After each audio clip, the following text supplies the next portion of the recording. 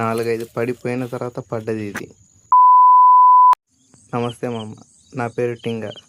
నేను కొరమట్లు పట్టడానికి పొద్దుటే 6:30కి వచ్చా.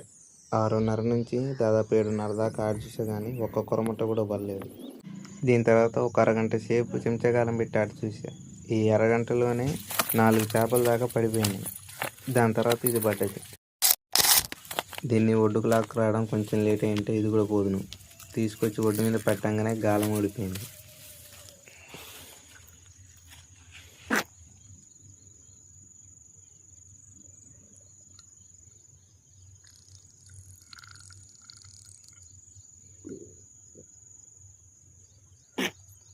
దీని తర్వాత 1:30 సేపటికి ఇంకో వాలుగు పడ్డది.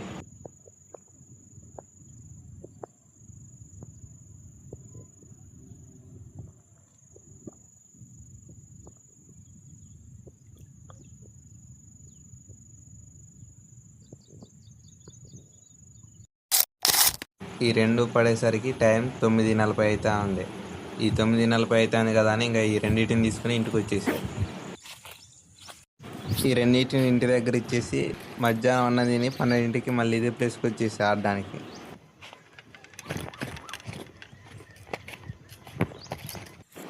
12 నుంచి ఆడటం మొదలు పెడితే 1:30 అయింది చేప పడడానికి. 1:30 సేపు ఆడిన తర్వాత ఇది ఒక్కటి పడ్డది.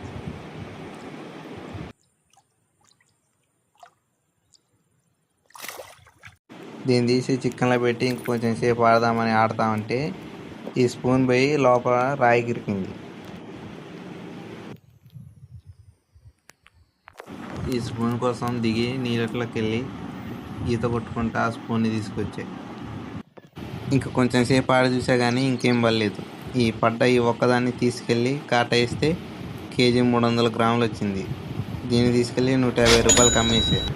ఈ వీడియో నీకు నచ్చితే ఒక లైక్, సబ్స్క్రైబ్ కొట్టు మామ.